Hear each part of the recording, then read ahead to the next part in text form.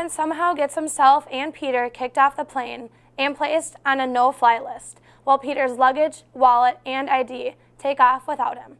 With no other way of getting to LA, Peter is forced to hitch a ride with Ethan, and the two set off on a cross-country road trip that comes with many unexpected twists and turns. Let's take a look at the trailer. There you are, looking just the same as you did last time I touched you. What's that sound? And here I am, close to getting tangled up inside. If I miss the birth of my child, I'm gonna choke you out with your own scarf. Seems a bit drastic. All right, Sonny, it's about to get rough. Oh, God. Peter, you okay? Looks like we made it. Left each other on the way to LA. Peter, my water broke. You promised me that you'd get me home.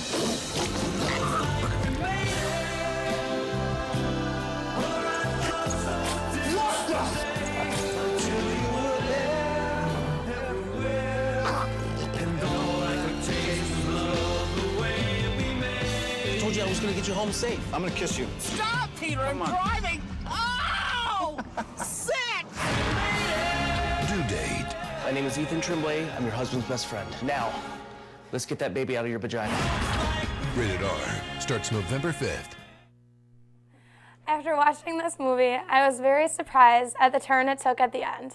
With all the laughs, there were still some tears, and a lesson in how two completely different people can come to understand each other with a little love and chaos. I give Due Date a great review and encourage you all to go and check it out. Now stay tuned for WMCM. Adam Smith will be right back with this week's weather. Easily associated with one place, Hollywood. Hollywood has come to symbolize cinema in the United States, but why? Hollywood in the year 1900 was only one tiny village. How did it end up as the movie capital of the world? The answer is simple, the weather. Back in the early days of cinema, cameras were rudimentary at best. They only operated well in places with plenty of light because the early black and white cameras had a hard time distinguishing between subjects. Movies usually had to be shot outside. Even interior sets were often open air to let the sun provide free light.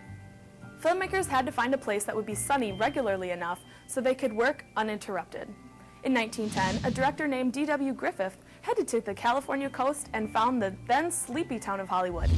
He set up shop and started cranking out productions. Only a year later, in 1911, the first studio was set up in the town, and by 1920, Southern California was the center of the U.S. film industry. Hello, Adam Smith here with the weather, and we're going to look at Thursday to begin with, and it'll be partly cloudy, so if you had rain in your fantasy league, that's too bad. So we're going to have a high of 56 and a low of 44. Moving on to Friday, it's going to rain with the chance of snow, so that kind of sucks. So sell on a good day tomorrow, and it'll be a high of 45 and a low of 38. And then for Saturday, I'm partially blocking it, but there's a chance of rain and snow with a high of 41 and a low of 34. And then Sunday, fun day, it's partly cloudy with a high of 41 and a low of 23. So if you're going to do study breaks or go out this weekend, make sure you got your long sleeves on because it's going to be a bit nipply. So we're going to toss it over to the interview with James Bushman. Thanks, Adam. This week we have the pleasure of being joined by Andrew Zink. Andrew Zink is a member of the Sports Management Association. He's going to tell us a little bit about it. So, Andrew, give us a quick rundown. What do you guys do in Sports Management Association? Well, basically, the Sport Management Association, we like to call it SMA. We provide a professional networking kind of involvement opportunities for people who are really interested in learning more about sport management, what it is, kind of what the field of study would get you into for potential careers. You want to maybe share a few examples of that? Like, what is sports management? Sport management essentially is basically the behind the scenes running of a sports organization. We like to call it business applied to the sports world. So ticket sales, promotion, marketing, basically trying to make the money that the players in a professional organization really wouldn't. Great. And how long has this organization been around on this campus? I feel like it's pretty new. It is very new. This is our second year on campus. We were originally part of FSM, which was Fitness and Sport Management, and we decided to kind of get away from the fitness aspect and take our own kind of leap on campus and really concentrate sport management as a whole. You feel like that's been a successful choice for you guys? So far, we feel it's been very successful. We are up in the number of members this year by about 10, so that was really nice to see that kind of our hard work has been paying off. Yeah. What are some things you guys have been doing to get your membership up or to get yourself out on campus? We've been doing a lot of advertising around campus, especially in the social media aspect. We have a couple different pages on Facebook. We send out emails to people who signed up through Involvement Fest that we've really been working on, and it's really been successful through those kind of ways. No, is this just strictly for sports management majors, or would a person like myself be able to attend? No, we really encourage anyone to come and just see what we're about. I mean, you don't have to be a sport management major. There's a couple physical education majors that come. We have a couple fitness majors that come just to kind of see what it's about, and if they're a freshman or sophomore, that they could potentially change majors to sport management if they feel like it's something that they could see themselves doing. And what's something a person does when they go to their meeting? Is it like a business meeting, or do you guys do some other cool things? Mostly what we do is guest speakers. So recently we had the commissioner of the local conference for high school sports on, Terry Erickson of the Mississippi Valley Conference. He kind of talked about what he does as a commissioner and what goes into dealing with high school athletics.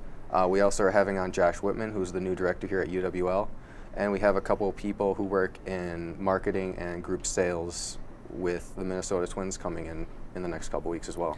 Nice. So it's going to be a cool group. When do you guys meet? We meet at 7 o'clock on the first and third Tuesday of every month in Cartwright Center, room 259. It's my understanding you have a position in Sports Management Association, more than just a member. Yep. What do you do? I'm currently an officer. I'm the director of finance. I basically deal with all of the money in the club, which being an on-campus organization, there's not a whole lot of money involved, but sure. With what dues we do get and with what trips we do take, I write the checks, deal with members paying their dues, and taking attendance at meetings. Sounds great. What really drew you to this organization? I mean, other than being your major, I assume.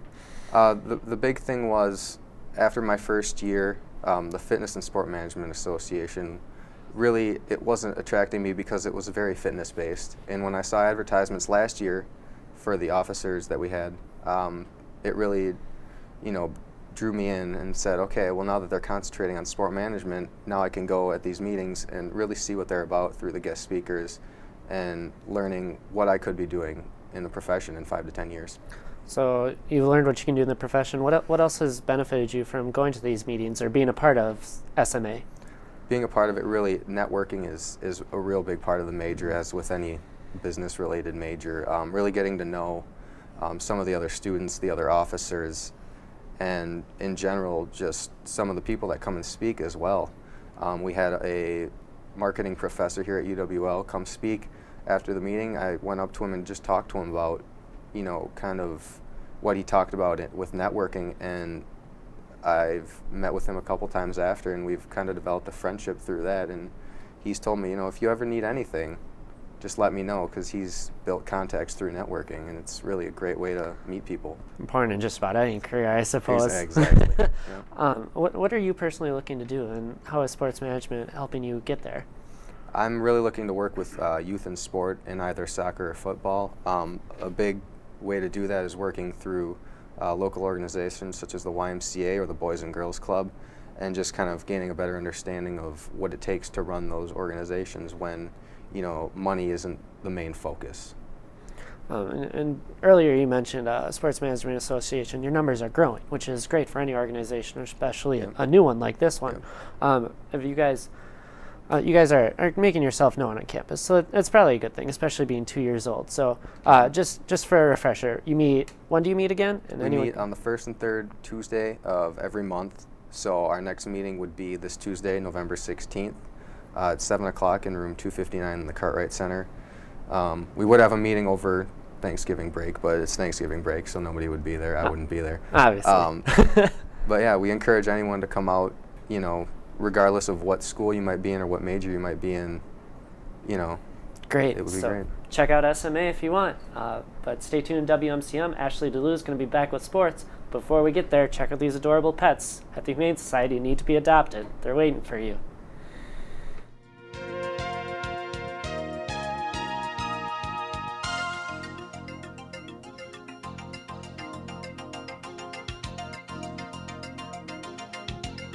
This is Gracie, a female domestic short-haired cat. She is only about 4 months old and is as sweet as can be. She loves to play with all kinds of toys. This cat is Mr. T. He's a male orange tiger cat who loves to give lots of kisses. He has kind of a shy personality, but he still loves to have fun. This is Trooper. He is a male beagle of about 5 years old. He's a really sweet, gentle beagle and needs a loving home. He's great with children and has already been house-trained. This is Harley. He is a pug-beagle mix of about 2 years old. He is house-trained and is pretty good with other pets, but he does like to be top dog. To find out more about adoption for these pets or others, contact the Cooley Region Humane Society at 781-4014. Again, the phone number for the Cooley Region Humane Society is 781-4014. Well, we start out on the football field, where UWL earned a 49-14 victory over UW-Eau Claire in their home finale last Saturday afternoon. It was the final home game for head coach Larry Terry, who recently announced his retirement, and the team made sure not to disappoint. The Eagles started off the game by scoring on the first 5 possessions, 4 of which ended with touchdown passes from quarterback Nick Anker. Add in a 1-yard touchdown run by Lee Louders early in the first quarter, and the Eagles were able to take a 35-0 lead into halftime. The Blue Girls were able to cut into the deficit midway through the third quarter with an 11-yard touchdown run by Joel Sweeney, but they just weren't able to do much more against UWL, trailing 42-7 by the end of the third quarter. Nick Anker threw his career-high 5th touchdown pass with about 5 minutes left in the game, ending the drive on what turned out to be a record-breaking day for the quarterback. Anker set a single-game school record for completions with 32 and career passing attempts. UWL finished with 433 yards of offense and were perfect in the red zone. The team will wrap up its regular season at nationally #1 ranked UW-Whitewater this coming Saturday at 1 o'clock. Switching things over to the hardwood now, let's start off with the men's basketball team, who played against the Wisconsin Badgers on Saturday night at the Kohl Center. The Badgers held the lead for much of the game, taking a 44-23 lead into halftime, but UWL would try to fight back. They were able to put together a 16-4 run late in the second half to cut the lead to 14, led by Michael Hansen, who had 8 of those 16 points in the run. Despite UWL's best efforts, the Badgers ended the game themselves on a 9-zip run, which capped off their 84-59 win. Leading the Eagles in points was Tony Main with 24, followed closely by Michael Hansen, who finished with 17. The men's basketball team will open their regular season against Concordia University on November 15th. The women's basketball team had the same luck themselves in their exhibition game against UW-Milwaukee. Despite racing out to an 11-3 lead early on, the Panthers got right back in it with a 14-0 run midway through the first half. Trailing 38-30 coming out of halftime, UWL's Taylor Larson hit a 3-point field goal to try to put her team back in it, but Milwaukee was able to extend their lead to as much as 19 in the second half, and the Panthers never looked back. Lindsay LaTrenta led the Lady Eagles with 10 points, while Melissa Lang, Dana Churchill, and Cassie Robinson each finished with 9. The ladies will begin their regular season on November 16th at Luther College. Now wrapping up sports with... All right, that's all for sports. That's all. This week. Okay, well, but we didn't get to mention it is Veterans Day, so thank you to all the veterans out there. And there will be dinner deals at Applebee's, Outback Steakhouse, and Famous Dave's. So that's just a note for the veterans out there. So thanks for watching WMSon's Week in Review. Make sure to join us next week, Thursday at 4 to 6:30, Campus Channel 6, Charter Channel 96, and Digital Channel 989.